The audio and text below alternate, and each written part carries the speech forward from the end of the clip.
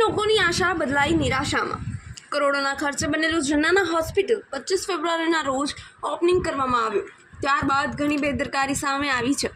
લોકોની આશા બદલાઈ નિરાશામાં. તમામ સ્ટાફની બેદરકારીને કારણે આખરે થયું મિસિંગ. જો બાળક મિસિંગ થયું છે તો માતાને કંઈ પણ થતું હોત તો જવાબદારી કોની?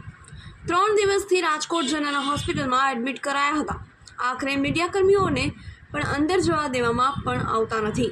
તો શું જનાના હોસ્પિટલમાં આવા કેટલાય કારસ્તાન છુપાયેલા હશે?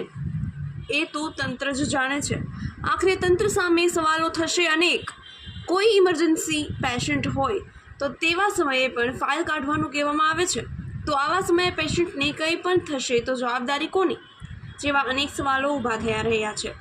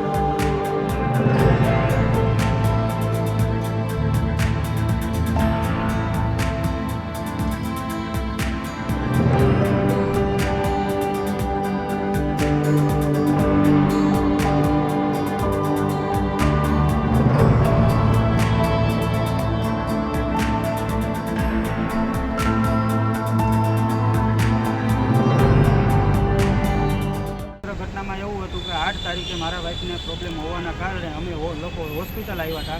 કઈ હોસ્પિટલ? જનાના civil hospital Rajkot. બરાબર.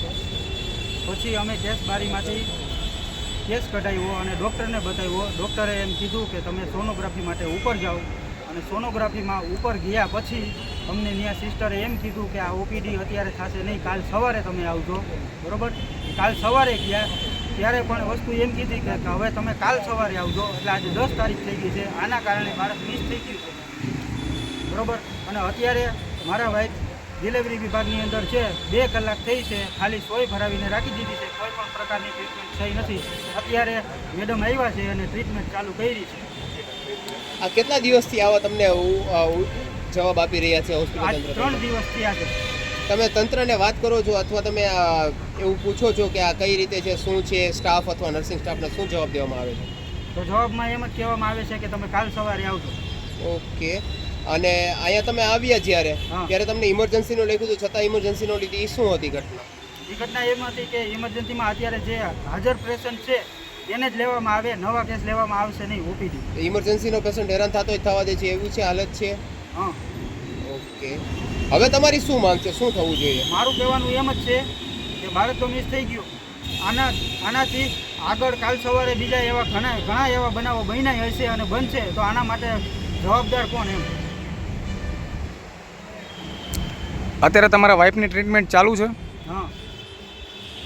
એ 2 કલાક પછી ચાલુ કરી અને ફાઇલ મંગાવવાનું કીધું તો ફાઇલ અત્યારે સેટ આપી. 2 કલાકથી એમને રોકી. તમને કંઈક ફોનમાં જાણ કરી હતી કે ફાઇલ નથી આપતા, જવાબ નથી દેતા, કે ટ્રીટમેન્ટ એ નથી કરતા, ત્યારે તમારે શું ઉપર હાલત કેવી હતી ને કઈ રીતે જવાબ આપતા હતા, શું હતું? હાલત તો નોર્મલ હતી પણ ટ્રીટમેન્ટ ચાલુ જ નહોતી કરી. અત્યારે મેડમ એના HOD આવ્યા પછી ટ્રીટમેન્ટ ચાલુ કરી.